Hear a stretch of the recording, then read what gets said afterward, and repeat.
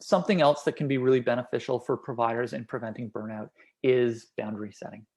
Boundary setting is important for all of us as human beings, regardless of the work that we do.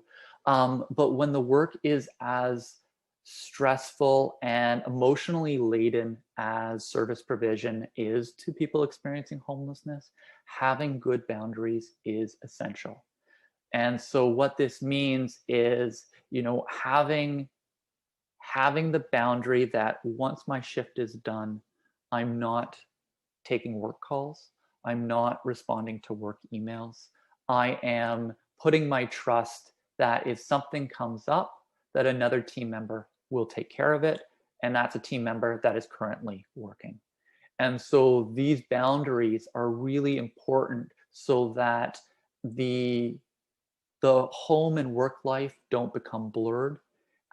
Because once that starts to happen, you are dealing with client crises and issues around the clock. And that's just not going to be beneficial for everyone. You can't pour from an empty cup, and boundary setting is really important to ensuring that service providers have what they need in their cup to be there for the clients that they're serving. Programs also have a role and responsibility to play in preventing burnout of providers. They can be doing, a wide range of things, but some of the ones that come to mind is being very flexible with time off.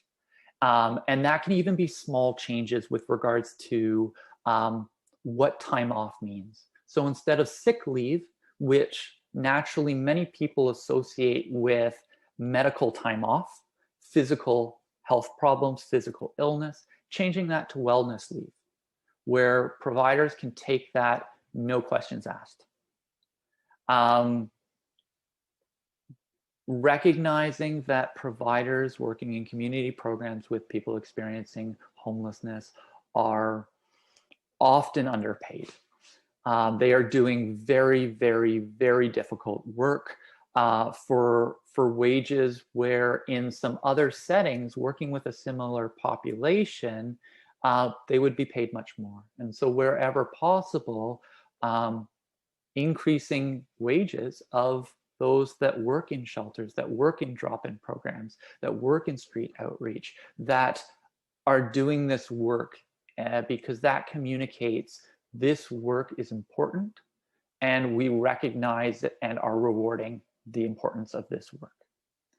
And then last but not least, providers experience and encounter a range of challenges, including potentially traumatic events, critical events, and just ongoing stressors in their work.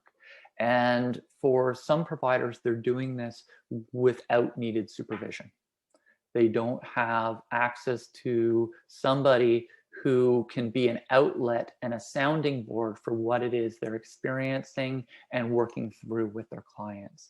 And so this is a really important gap that needs to be addressed to prevent burnout, is providing service providers across the homeless service and supportive housing sector with the supervision that they need to optimally do their job and having an outlet for discussing issues that come up in that. It's very interesting, and we've heard in some of these conversations that COVID in particular has challenged a lot of these, in particular around people not being able to set the same kind of boundaries because they're working from home, and also not having that social outlet that people who are working from home are not doing as well as people who maybe are working in an agency and can, take that coffee break or go for a walk with a colleague and have that sounding board. Absolutely. So it's all much more intentional, and you lose some of that informal support that providers would have in a group setting where people are going in every day to an office or a workspace, and that's really unfortunate.